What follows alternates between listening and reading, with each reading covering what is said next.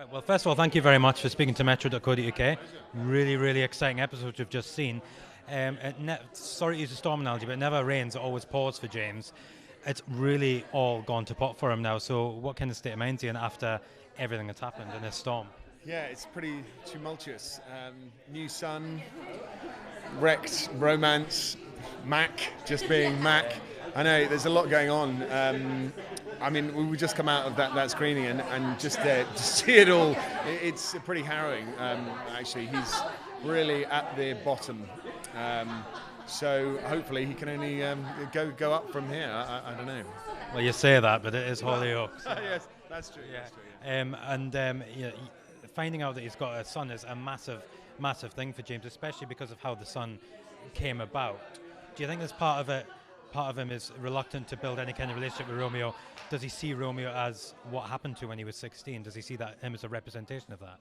Yeah, definitely. I think he's just starting to compute what has happened. I don't think he fully has. I think that's going to take a little while to sink in. But when he does, having a sort of living, breathing reminder of that night is not something that he's going to deal very well with. It's and then to come face to face with his mother at some point is going to be even more shocking. So yeah, it's hard to deal with. I mean, it's obviously going to be a very, very long journey for all involved. Do you think there's a chance in the back of your mind? Do you think there's a chance that there could be a relationship one day between James and Romeo? Do you think that would be a long way off, if so? I hope so. I hope he can be a dad. I just don't think he doesn't know how to do that. So whichever kind of dad he does end up being, it's not going to be your average. Not the best role model, is it? no role model at all. I really hope for his sake he can try and find some kind of common ground and they can bond. But it's going to be a long road, yeah, like you say. James is quite a damaged character. Do you think the responsibility of being a dad, if it ever came, do you think that could be some sort of liberation, some kind of moulding of James's character into a stronger person down the line? Yeah, maybe. I think if he manages to get through this, then he could get through anything. I think, if he can find it within himself to open up in that way, then that will be a hell of a step forward for him, I think. Whether he can or not remains to be seen. Story, yeah. And we've seen that, obviously we know that Marnie has been well aware of the fact that James has a son. She's kept that from him along with Mac. Mac's protected her for now. He's obviously got his own reasons for doing that. But how do you think James would react if he ever did find out Marnie's involvement? Do you think that would be the ultimate betrayal?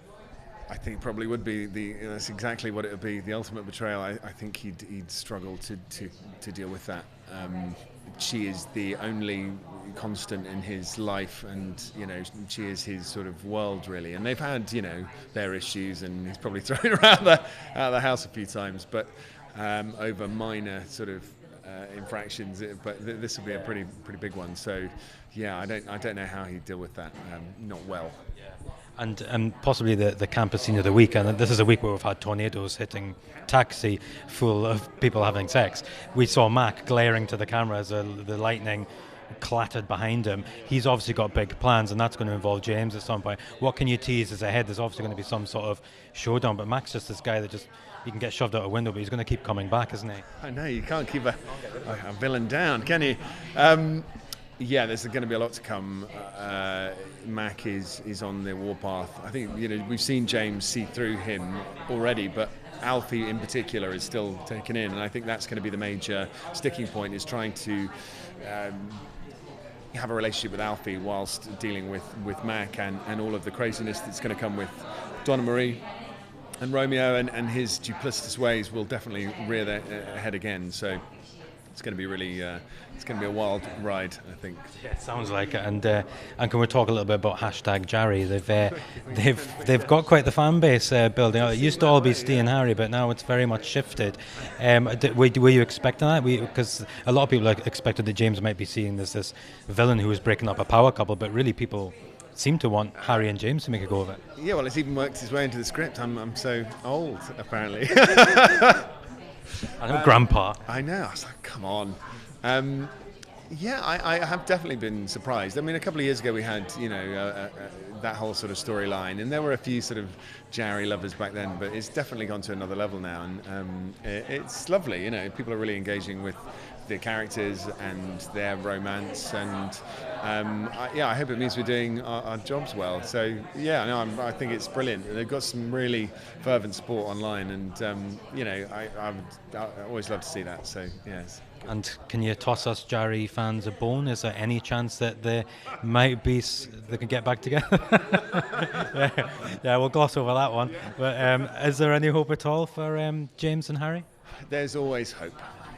There's always hope. They do love each other, I think, in their weird, twisted way.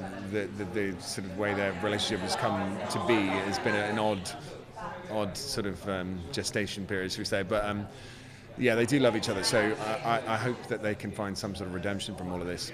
Would you like them to be together long term, or? Yeah, I mean, I love working with Parry, so that would be great.